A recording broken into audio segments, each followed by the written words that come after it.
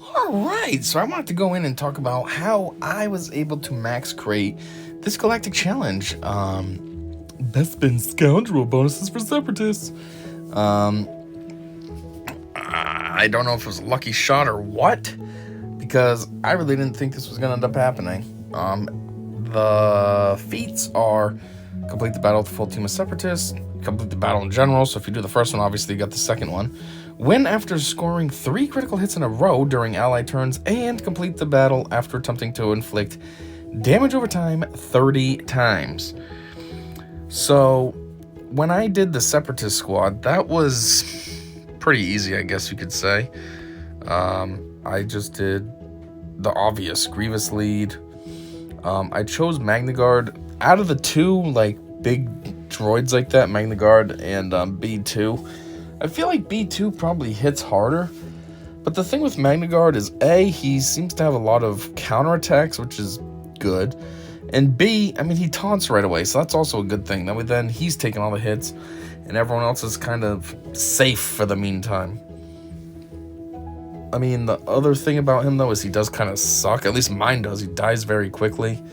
I don't know if his health is too low, his defense, what the situation is. I mustn't have him modded right. I don't know. But I figured I'd put him. Then I threw in Watt, because, you know, Watt's kind of obvious. He has all those good discs that he can hand out to everyone to give everyone, you know, what is there? There's the protection one, there's the health and protection one, and then there's the turn meter one. So they all have bonuses, and they all can work well for whoever you slap it down on. Also, he has that one ability that where he can revive is it a random or is it all defeated Separatist allies? Either way, these are all Separatists. He's going to revive somebody if somebody dies, so that's in my favor. And then obviously these two, just makes the most sense. Droideka, 1 can hit pretty hard, and 2 can gain damage immunity. And then B1's just a pain in the cock. Doesn't matter how much damage you can do, it takes only a certain amount of stacks of B1 away. And B1 can give other characters protection back and stuff. So, I figured I would try this squad out and do it on full auto and see what happened. And the first time I did this, hopefully I have similar results. The first time I did this worked out very well for me. I actually was able to defeat them, which, well, obviously I got the first 2 feats off of that because it's a full team of Separatists, and I completed the battle. But I also got the critical hits. I wasn't really expecting that. I don't know who's a crit machine here on this squad, but somebody was, which was fine with me. I had 3 of them. But then I was like, how the F am I going to do the damage over time? Because I was thinking, I don't know of Separatists as being damage over time machines, so I don't think I can use them anymore.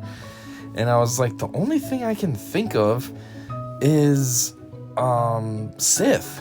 I know, obviously, Darth Vader's huge on damage over time. A, his leader ability is all about that. And B, he has, you know, his Force Crush. It's all about damage over time. But then you also have Darth Sidious, who I know he's kind of like a crap character that nobody really uses, but his special move can put down damage over times on everyone. So I was like, I mean, I guess that's an option, but how am I going to go about achieving that?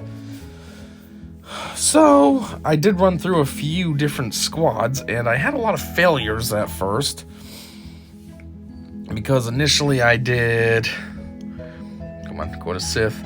I did a team with Papa Palpalead because I like how he has the health and protection. Or no, is it protection? I don't know, health recovery. They recover 20% health whenever they inflict a debuff, which Sith are pretty good at inflicting debuffs, so people get healthy all the time under his lead. But yeah, it was a total failure. It didn't work at all. I tried C. Obviously, he's a GL. It should work out well, you'd think, but it didn't. It could have been just RNG why it didn't work out well for me, because what had happened was this round, for some reason, Vader was like targeted and killed right away. So there went my damage over times. So then I was like, what the F am I going to do? So that's when I decided to try something. And I put Vader lead, because obviously he's all about damage over time, enemies regaining it immediately after it expires on them. So I'm like, okay, that may count as extra damage over times towards my feat as well. So can't go wrong there. And then with him, I put C. Whoops, what's going on? I put C because I figured GL, and I figured in a pinch, as long as he's able to make it to ultimate, in a pinch, his ultimate could help out a lot. Like, say the opponents are starting to wreck me, at least he goes ultimate, fries them, even if it's just the deceived paired up ones, at least that's 2 gone right away. Now it's maybe a more fair matchup. So I put him. Obviously, you put Malik because tank, plus he's pretty good at constantly healing himself, so you can't go wrong there. And I put Sidious because, like I was saying, geez, why does it keep doing this? Whatever. He can also put damage over times here. It says deal physical damage to all enemies and inflict damage over time when exposed for 2 turns. So obviously I'm going to want him on the team, so then there's potentially even more damage over times.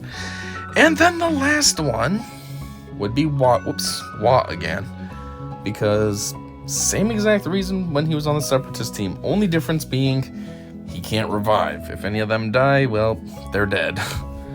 But as long as everything goes smoothly, the same situation worked out as in the first time. I was able to win, and I was able to get everybody. I was able to get the damage over time feats. Stumbling right there where I was talking because I was trying to think of what my strategy was. Now I think what I did was, this one is recover 5% health and protection. Yeah, so I think I put this on Vader because I need him to be able to survive. That way then we can lay down as much damage over time as possible. I can't have him dying right away. So I slapped that one down on him. Then I think the next round I put the other one. I think, yeah, right here. Recover 30% protection dispel. Yeah, so I think I put this one on Malik because it only makes sense. He's a tank. Might as well have him taunting.